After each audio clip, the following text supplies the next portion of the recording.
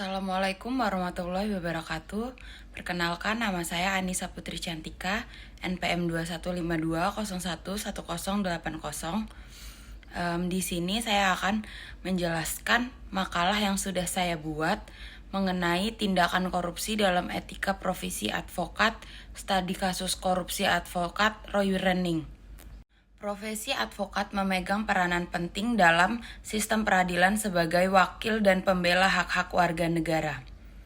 Dalam pembukaan kode etik advokat dijelaskan bahwa advokat sebagai profesi terhormat, berprofesi di bawah perlindungan hukum, undang-undang, dan kode etik. Profesi advokat dianggap setara dengan lembaga hukum lainnya, sehingga harus ada saling menghargai antara sesama advokat dan juga dengan penegak hukum lainnya. Setiap advokat diharuskan menjaga citra dan martabat profesinya, serta setia dan menjunjung tinggi kode etik dan sumpah profesi yang diawasi oleh Dewan Kehormatan. Saat mengucapkan sumpah profesi, seorang advokat menunjukkan pengakuan dan kepatuhannya terhadap kode etik yang berlaku. Dengan demikian, kode etik advokat Indonesia adalah hukum tertinggi dalam menjalankan profesi, yang menjamin dan melindungi tetapi juga mewajibkan setiap advokat untuk bertindak jujur dan bertanggung jawab kepada klien, pengadilan, negara, masyarakat, dan terutama kepada dirinya sendiri. Kode etik adalah seperangkat norma atau prinsip yang diterima oleh suatu kelompok tertentu sebagai panduan untuk berperilaku sehari-hari baik dalam masyarakat maupun di lingkungan kerja. Kode etik profesi merupakan panduan untuk sikap, perilaku, dan tindakan dalam menjalankan tugas serta dalam kehidupan sehari-hari. Salah satu aturan etika yang ditetapkan adalah larangan melakukan tindakan korupsi. Hal ini sangat penting mengingat tindakan korupsi dapat mengaruhi proses peradilan dan penegakan hukum secara objektif dan adil. Korupsi adalah tindakan melawan hukum dengan bertujuan memperkaya diri sendiri dan orang lain, baik individu maupun korporasi, yang dapat merugikan keuangan dan perekonomian negara. Dalam arti yang lebih luas, korupsi diartikan sebagai penyalahgunaan jabatan resmi untuk keuntungan pribadi. Contoh kasus korupsi advokat antara lain, Presiden advokat menjadi tersangka korupsi bukan untuk pertama kalinya. Kali ini, Stefanus Roy Renning ditetapkan sebagai tersangka oleh KPK karena diduga merintangi proses penyidikan kasus kliennya Lukas NMB. Rekan sejawat Stefanus meminimalisasi penetapan tersangka karena dianggap masih dalam pelaksanaan tugas profesi sebagai advokat. Tim advokat untuk pembelaan profesi advokat meyakini Stefanus mempunyai imunitas karena menjalankan tugasnya dengan itikat baik sebagaimana diatur dalam Undang-Undang Advokat dan putusan MK. Namun, KPK menegaskan bahwa imunitas advokat gugur jika pelanggaran hukum tersebut terbukti. Terlebih, KPK memilih bukti kuat pelanggaran Stefanus. Wakil Ketua KPK menjelaskan Stefanus diduga merintangi penyidikan dengan cara mempengaruhi saksi agar tidak hadir dan membuat kesaksian palsu. Hal ini dinilai menghambat proses penyidikan. Meskipun demikian, Stefanus mengklaim masih dalam kewajiban profesinya sebagai advokat untuk membela klien. Melihat hal tersebut, maka perlu adanya studi lebih lanjut mengenai berbagai bentuk dan dampak tindakan korupsi yang dilakukan para advokat agar dapat diambil langkah-langkah korektif dan preventif ke depannya. Oleh karena itu, makalah ini akan membahas tindakan korupsi dalam etika profesi hukum advokat berdasarkan berbagai sumber referensi dan sudut pandang para ahli. Analisis kasus korupsi advokat Roy Renning. Kasus korupsi yang melibatkan advokat Roy Renning merupakan sebuah studi mendalam tentang kompleksitas hukum, etika profesi, dan penegakan hukum di Indonesia.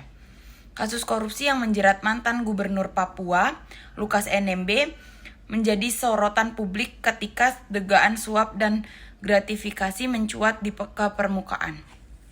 Dalam hal ini, peran advokat menjadi sentral karena pengacara Lukas NMB, Stefanus Roy Renning, diduga terlibat dalam perintangan penyidikan terhadap kliennya yang telah menjadi tersangka dalam kasus korupsi tersebut. Kronologi kejadian dimulai dari upaya KPK untuk melakukan penyidikan terhadap Lukas NMB. Namun dihadangi oleh tindakan yang dilakukan oleh Roy Rening mencakup arahan kepada saksi untuk tidak memberikan keterangan yang berpotensi merugikan Lukas NMB. Komisi Pemberantasan Korupsi mengumpulkan berbagai bukti yang mendukung dengan dugaan perintangan penyidikan yang dilakukan oleh Roy Rening. Bukti-bukti ini termaksud surat dakwaan yang mencantumkan elemen-elemen yang mendukung tuduhan terhadap Roy Rening, serta keterangan dari berbagai saksi yang terkait dengan kasus ini. Dalam proses hukum, jaksa KPK memandang bahwa tindakan yang dilakukan oleh Roy Rening melanggar pasal 21 Undang-Undang Tindak Pidana Korupsi yang mengatur tentang perintangan dan penyidikan. Dalam kasus ini, KPK menegaskan bahwa hak imunitas advokat seperti yang diatur dalam undang-undang dapat gugur jika advokat tersebut melakukan tindakan yang bertentangan dengan peraturan perundang-undangan yang berlaku. Mereka menegaskan bahwa tidak ada profesi yang kebal terhadap hukum, termasuk profesi advokat. KPK memandang bahwa advokat dapat dijadikan tersangka jika terbukti melakukan pelanggaran hukum, seperti merintangi proses penyidikan yang dilakukan oleh lembaga penegakan hukum. Di sisi lain, Roy Rening berpegang pada argumen bahwa Roy Rening memiliki komunitas karena menjalankan tugasnya dengan itikat baik sesuai dengan Undang-Undang Advokat. Mereka merujuk pada putusan Mahkamah Konstitusi yang mengatur tentang hak imunitas advokat dalam menjalankan tugas profesinya. Pelanggaran kode etik dan undang-undang dalam kasus ini sangat jelas. Sebagai seorang advokat, Roy Rening seharusnya menjalankan tugasnya dengan itikat baik, menjunjung tinggi integritas dan kejujuran dalam memberikan bantuan hukum kepada kliennya. Namun, tindakan yang dilakukan oleh Roy Rening jelas melanggar prinsip-prinsip etika profesi advokat seperti kejujuran, ketaatan terhadap hukum, dan integritas. Selain itu, tindakan obstruction of justice yang dilakukan oleh Roy Rening juga melanggar undang-undang yang mengatur tentang proses peradilan dan penegakan hukum di Indonesia. Tindakan korupsi advokat merusak kepercayaan publik terhadap profesi advokat itu sendiri. Kepercayaan masyarakat terhadap advokat merupakan fondasi yang penting bagi integritas sistem peradilan. Tindakan korupsi advokat juga mengurangi kredibilitas sistem peradilan secara keseluruhan. Kasus-kasus korupsi advokat menciptakan kesan bahwa sistem peradilan tidak mampu menegakkan hukum dengan adil dan objektif. Untuk mengatasi dampak-dampak negatif dari kasus korupsi advokat diperlukan langkah-langkah yang komprehensif dan integritasi. Pertama, penting untuk memperkuat integritasi profesi advokat melalui pendidikan dan pelatihan yang memfokuskan pada nilai-nilai etika dan integritas dalam praktik hukum.